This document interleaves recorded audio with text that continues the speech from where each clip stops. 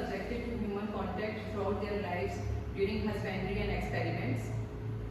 So the use of appropriate and skilled handling is very essential to ensure that animals readily accept or actively seek human contact, and the procedures are carried out efficiently. If routine handling procedures are aversive, animals are likely to develop anxiety. There may be exaggerated stress responses when approached, and this will lead to detriment. This is very detrimental to animal welfare and will increase the difficulty of handling, as the animals attempt to avoid the contact or restraint, and they may also show defensive aggression. Handling stress can be a major confounding variable and an unwanted source of variation within and between experiments. Good training in non-aversive handling has benefits for the animal, for the handler, and for the reliability of data gained in experiments. The objectives of animal handling are blood collection, drug administration, sexing, general examination. What is restraint? Restraint is described as immobilization of an animal by keeping it or parts of it in a comfortable but safe hold by hand or by means of a physical device. There are some general considerations. First is approach. Approach an animal slowly but purposefully. The animals should be approached in calm and confident manner, avoiding exaggerated or sudden movements such as waving of hands and arms, using soft tones and a quiet voice when talking to animals. Second is handling method. Handle animals gently but calmly. The method needs to be suited to a particular species, and its strain or individual differences should be taken into account. Third is restraint. During restraint, the animal should be gripped with just sufficient force to hold it firmly and securely, but not so tightly that it causes discomfort, compromises the animal's breathing, or causes bruising. Correct positioning of both the handler and animal is necessary to achieve quick and secure restraint. One should wear the disposable gloves, wear a clean laboratory coat or disposable gown, and always wash your hands prior to and after handling animals. Fourth one is observing the animal's response. Anxious animals will often flee from the handler on release and try to evade recapture. By contrast, animals with a positive response to handling are generally curious and will voluntarily approach the handler to investigate and interact. Training and experience. Acquiring good handling skills needs training in appropriate methods, and much practice is to be able to handle quickly and effectively. Skills should be sufficient to capture animals quickly, confidently, and securely on first approach without any chasing. Failed attempts to catch an animal can increase its anxiety and lead to further evasive response, resulting in frustration and sometimes impatience in the handler. The use of non-aversive methods promotes rapid habituation, which is particularly relevant when time is constrained. Last is reward training. Where possible, the handler should try to gain voluntary cooperation from animals to minimize any negative response to handling. Reward training methods, also known as positive reinforcement, usually using food treats, work very effectively in dogs and non-human primates, and can remove the need for restraint during procedures that animals would normally avoid. Now we come to the handling of mice. There are three methods: tail holding method, handling with tunnels, and cupping method. First is tail holding method. The standard practice when lifting laboratory mice has long been and still is to pick them up by the tail. When picking up adult mice, grasp them gently but firmly at the base of the tail. Do not pick them up by the tip of the tail. Place the animal on a surface such as the tail stalk or lid. The disadvantages of tail holding methods are: research has shown that picking up mice by the tail induces aversion, and high anxiety and generally should be avoided. Although this method was used widely in the past, it appears to stimulate inherent anxiety to being captured, to which mice do not readily habituate. Instead, where possible, mice should be picked up by a non-aversive method that promotes a positive response to human contact. Second is handling with tunnels. A recommended method to pick up mice is to guide them into a handling tunnel, lift them inside the tunnel and transport them to their destination. Gently guide the mouse into the tunnel with one hand while holding the tunnel with the other hand. Home tunnels are also particularly useful for more anxious strains. Third is cupping method. Another method is to simply scoop the mouse onto the hand This works well once mice have become habituated to being picked up, although nape and more jumpy young animals will initially leap from the hands. To habituate them, animals can be held loosely between closed hands initially, for example to transfer between cases during cleaning. There is other method like scrub. It allows for all routes of administration. In this method, skin from nape of neck to lower back is incorporated, and the positioning of the animal is straight. It immobilizes head and limbs. It is of two types: one-handed pickup and two-handed pickup. In case of one-handed pickup, pickup with non-dominant hand, allowing dominant hand to control instruments, syringes, needles, etc. Grasp tail close to base, then roll hand up and grasp scrub. It is harder to master in more fractious strains. Two-handed pickup, grasp tail in non-dominant hand and apply gentle tension so mouse will pull away. Non-dominant hand scrubs skin from head to lower dorsum, and it works well in fractious mice. Now the restraint for sexing or estrus or plugs. First is checking for estrus or vaginal plugs. Place the mouse on wire top and allow her to pull away. Grasp tail with thumb and forefinger while applying pressure with other fingers over the pelvic girdle to cause back to arch. By this, the estrus or vaginal plugs can be checked. And checking sex at weaning. It can be done side by side for comparison sake. In case of female, the anogenital space is less as compared to male. These are mouse restrainers. First is plastic. These two are plastic commercial holder. The animal can be rotated either way. It is same as rat version. Second, this is conical tube. And it is homemade 50 ml conical tube. Holes are drilled in cap and hand for ventilation and tail access. And these are T-Capicone bags. Commercially available bag, originally developed for humane decapitation and can be used for acute restraint situations. Again, in figure 8, commercial plastic holder, the rack can be loaded from either direction. It is fully adjustable, and this is conical tube, economical and easy to replace. And this one is C is T-Capicone bag. The drug can be injected through the plastic. It fits any size mouse. The arrows indicate breathing holes in each device. Now we come to the rat restraint. First method is V hold. Held between V formed by index and second finger supported by thumb and ring finger under elbows of rat. The uses or advantages are intraperitoneal and oral dosing are done by using this method. It is less confining than other types of restraint, for example restrainers or scrubbing. It avoids unnecessary stress on surgical incision sites, for example thoracic, abdominal, neck regions. Second method is scrub hold, just like mouse. Held by bunching the skin over the shoulder blades. The uses or advantages are, it works well for subcutaneous injection, but not well tolerated in obese or large animals. It places stress on incision sites of the neck and chest. These are rat restrainers, just like mouse restrainers, T-Capicone bag, plastic commercial holder, and toggling is another method for restraining the rat. The arrows indicate breathing holes for each device, and these are another type of restrainers in which the animal is restrained without enclosing the head. This one is a commercial plastic round restrainer for rat. The rat is loaded tail in and head in position.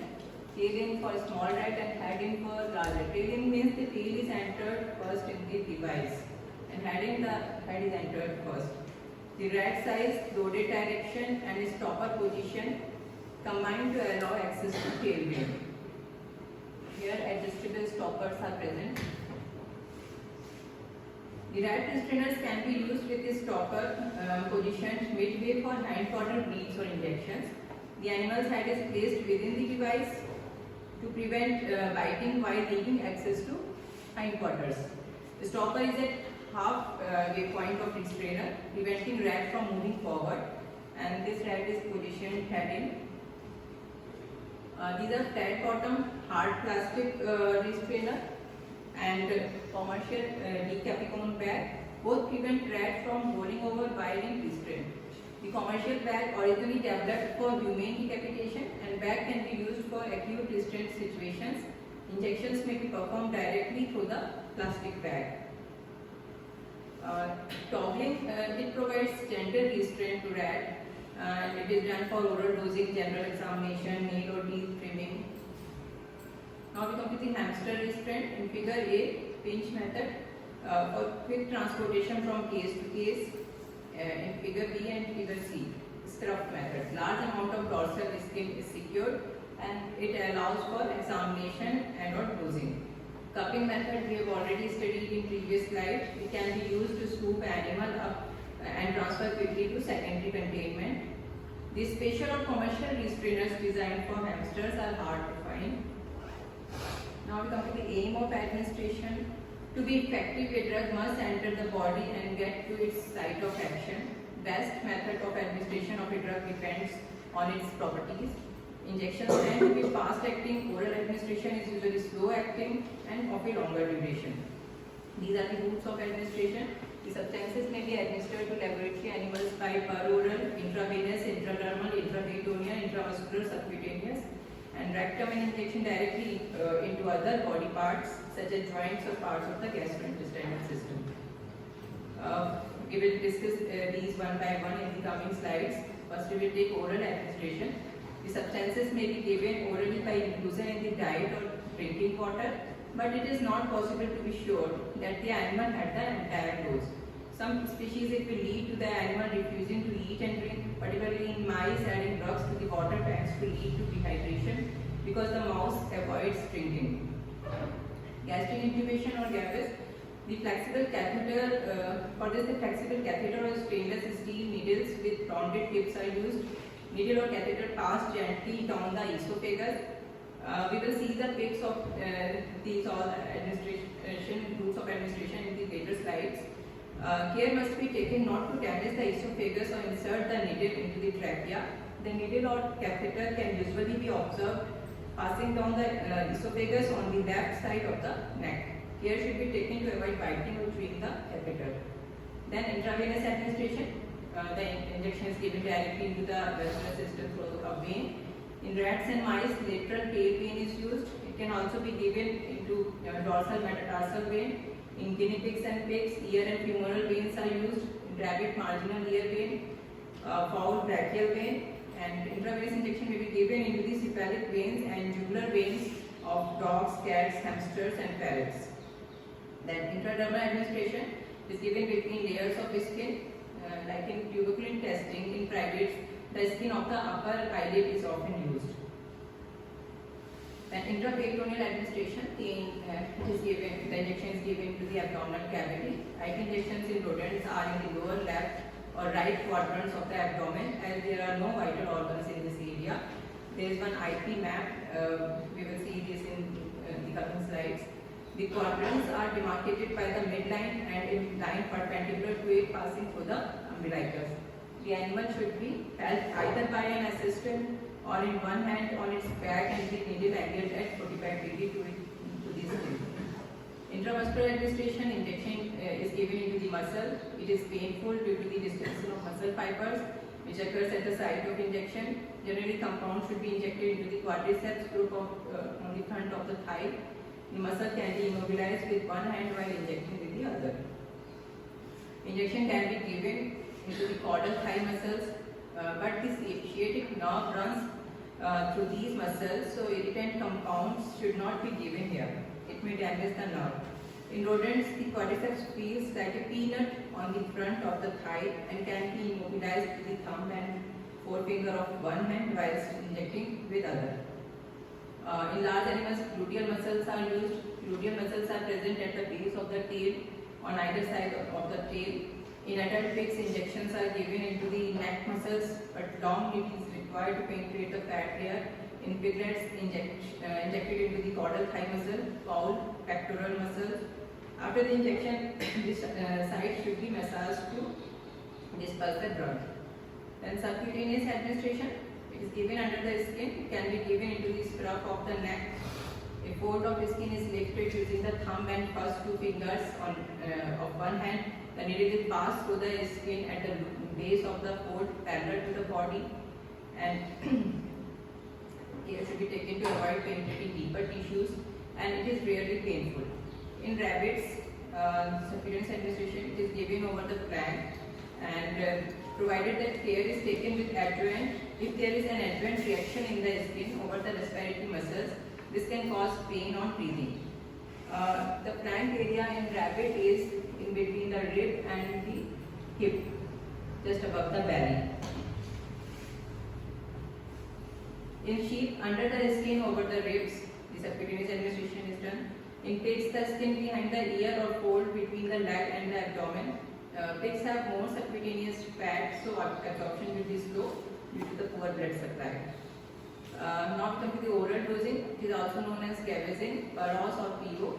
The gauges used are 18 gauge by 3-inch needle for most adult rats. Second is 20 gauge by 1 inch for typical adult mouse, and third one is 25 gauge by 4 inch used typically for tissue perfusion, not Gavesine. Flexible tube is used. 18 gauge blood needle is slipped inside feeding tube, and it is for use in hamsters. This is rigid Gavesine needle. This is flexible feeding tube with 18 gauge blood needle. These are different types of Gavesine needles. In this ball tip, typically used in rats, and olive tip is commonly used in mice. Olive tip is highly recommended for repeat dosing, long-term dosing of the very young, dosing the geriatric animals, dosing the immunocompromised mouse. Now we come to the oral dosing in rat. The animal is restrained with a V-hold that allows handler to straighten the neck or throat for easier passage. The needle tip is introduced to the side of the teeth and passed along the roof of the mouth, stimulating the swallowing reflex. Full length of the needle from tip to hub is inserted. It should easily pass. The plunger is depressed with a smooth and even pressure. Total time from pickup to needle passage to delivery to removal of needle should be 15 to 30 seconds. Oral dosing in mouse. The needle tip is introduced and run along the roof of the mouth. When the needle hits the pump, it has reached the appropriate depth. The needle tip is here along back side of voice box. At this point, a gag reflex may be noted. The tip is seated against the point of resistance and delivery of material is made. Here the point should be noted that the needle is inserted to only 50% of its total length. When extracting or removing the needle, it is important to follow the same curve used as when inserting it. Then oral dosing in hamster. In figure A, measure the tubing from corner of mouth to xiphoid process, and KY gel is used for lubrication during tubing insertion. In figure B, placement of tubing tip to back of oral cavity. Animal is typically stuffed restraint. In figure C, the passage of tubing down throat using tips of fingers, and syringe is left through hand. Tubing is in figure D, tubing is passed to hub, syringe grabbed, and material is delivered. There are some complications. Common complications associated with gastric intubations are damage to the esophagus and administration of substance into the trachea. Careful and gentle passage of the feeding needed will greatly reduce these possibilities. Now the intraperitoneal dosing. It is most common method used to deliver therapeutics and test compounds to rodents. Absorption rate, depending on vehicle, may be comparable to intravenous infusion. Minimal restraint with no anesthesia is all that is normally required. Technique easily mastered in multiple species when simple guidelines are followed. The animal is placed in either the V-hold or scruff hold with body in linear position. The needle placement is just through the muscle layer, depending on material to be injected and the size of the animal. Use 18 to 23 gauge 5/8 to 1 inch length needle. In this pic, these pics are for intraperitoneal administration. Allow the rat to relax on the top of the lip. Stretch the body of the rat by pulling up its tail and then cover the rat with a towel by your left hand. Hold the skirts of towel under the rat from all directions. Rest the left hind limb of the rat to expose the abdomen. The injection site should be in the lower left quadrant of the abdomen because vital organs are absent from this area. Only the tip of the needle should penetrate the abdominal wall to prevent the injection into the intestines. Use of IP map is to ensure proper needle placement, thus avoiding organ damage. There is one IP map you will see in this next slide. It starts below xiphoid process or dip triangulation. Here it avoids the liver. Above knees avoids sex organs. Not directly on midline avoids bladder. Not beyond elbows or knees avoids kidneys. 45 degree off midline with needle pointed towards midline. 45 degree off body plane. Do not go too shallow. And either side is appropriate. This is the IP map. Below xiphoid process or dip triangulation. Here it avoids the liver. Not beyond elbows or knees it avoids the kidneys. Above knees, it avoids the sex organs. Not directly on the midline, it avoids the bladder and inject on either side of the midline. By using a one-hand restraint, the IP injection, we can incorporate a second person, setting or pressing the animal's hindquarters against a firm surface or against the handler. Generally, rats resent being over-restrained. Do not use a restraint glove unless the animal is extremely fractious. If you cannot feel the rat, then you have no idea how tight you are restraining. This can cause the animal to become even more fractious. Injection is given to either side of the midline. It is acceptable here. And note that the needle is angled towards midline and held approximately 45 degrees off the abdominal plane, off the midline and out from the body plane. This is IP injection in mouse. Place the mouse on case lid, resting the loose skin behind the ears with your thumb and forefinger. Scrub method. As soon as the mouse head is restrained, the mouse can be picked up and the tail secured within your ring finger and middle finger. Mouse is restrained in a manner that aligns the body and prevents movement that could cause injury. Same map is used to determine the landmarks. The needle is carefully positioned in the same 45 degree off and out manner as with the rat. Note that the needle point in the lower photo is too medial and too far anterior, putting the liver at risk. This spot is better. It marks the better spot. Hamster, in an IP injection hamster is scrubbed to prevent injury to both handler and animal. Same map is used to determine the landmarks.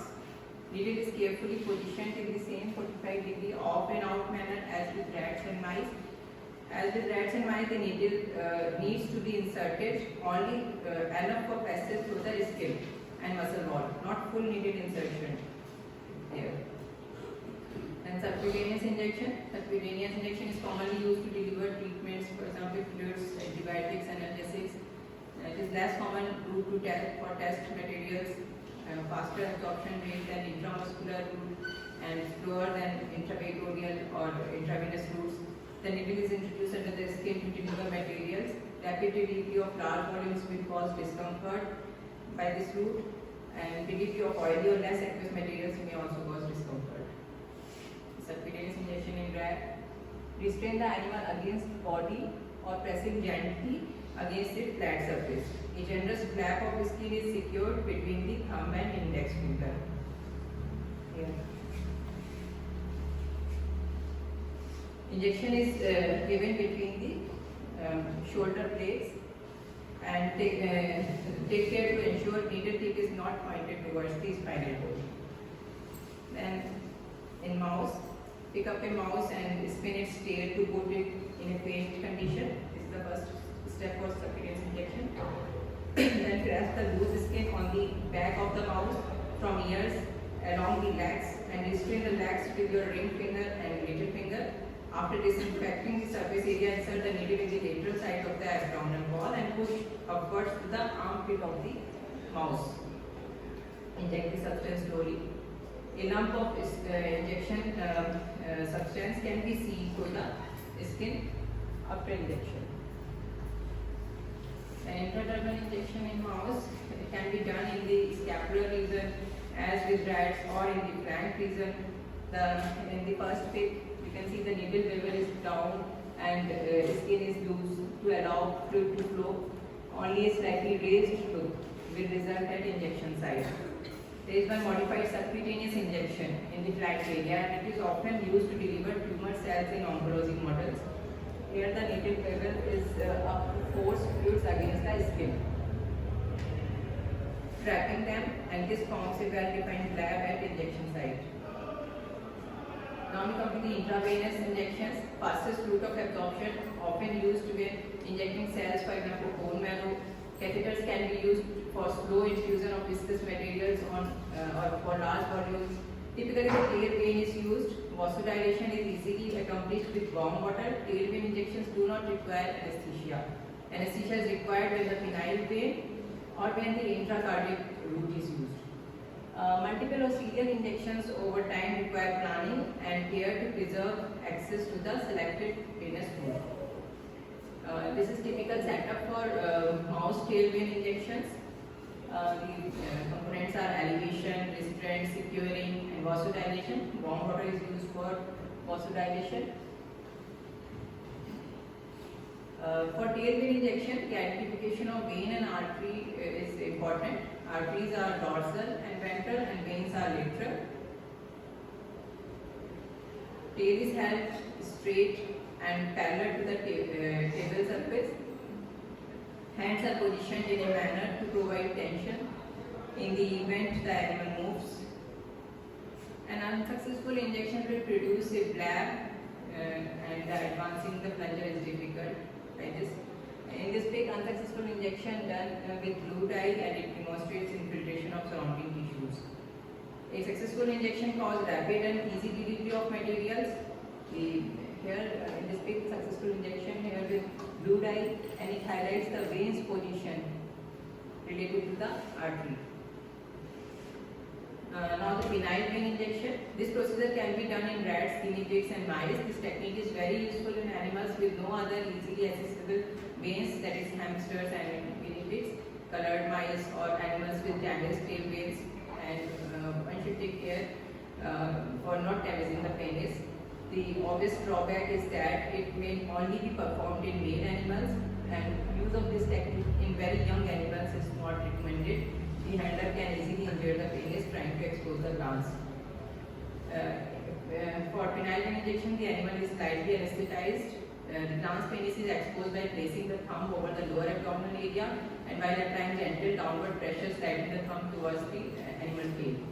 The penis will normally slide out and forward as the thumb nears the base of the penis, and the tip is held gently and the penis is gently extended. The penile vein is easily identified as a distinct central vessel. Penile vein injection used for small volumes with a 25 gauge or smaller needle. The needle is inserted mid-penis. The bevel should be visualized in the lumen of the vein. If inserted at a higher point, the needle will actually stop at the point of the os penis. Os penis is the bone present in penis. Proper needle placement results in easy injection, clearing of the vein during fluid injection, and failure of fluid to backflow the insertion point. After delivery, gentle pressure is applied at injection site. The glans is allowed to retract into the prepuce, and this route of injection may be used again with little or no problems as long as there are no injections into the surrounding tissue. These are some of the tips. Here the gentle abdominal pressure is used to extrude penis from prepuce. In this pic, holding the glans, gently extended penis. In this pic, it is shown that repetitive injections may produce bruising or hematomas. In the last, intracardiac injection, this procedure is suited for the injection of non-irritating substances into darkly pigmented rodents or rodents with no discernible tail veins. Distribution of substances is similar to the intravenous route. High blood levels are rapidly achieved. Intracardiac injection is generally a one-time injection. Anesthesia is required, and the rodent injection volume should not exceed 0.1 to 0.3 ml. For intracardiac injection, the anesthesia is induced and maintained throughout the injection. A 25 to 30 gauge needle loaded syringe attached is introduced into the left ventricle via the fourth and fifth intercostal rib space. The needle is introduced just under the animal's left elbow at a plane parallel with the clavicle. As the needle is advanced, the syringe is held with slight back pressure to aid in the immediate identification of blood in the aspirate. When the needle flashes blood, placement has been achieved and the plunger is depressed. While injecting, do not push down or apply other than gentle pressure. The ventricle may be torn or damaged, resulting in life-threatening trauma. Upon delivery, the needle is simply be backed out. The ventricle will return to its normal rhythm and position, and there is no need to apply pressure. Doing so may interfere with breathing. These are some safety measures. The minor injuries from mouse bites may be in fingers, may occur, especially if the staff is not very experienced and or adequate protective measures are not properly applied when mice are handled and restrained. And it is very important to habituate rats to good handling to avoid bites which can be severe. All the animal users and animal care personnel who works with animals have to be vaccinated against tetanus toxoid. These are the references used for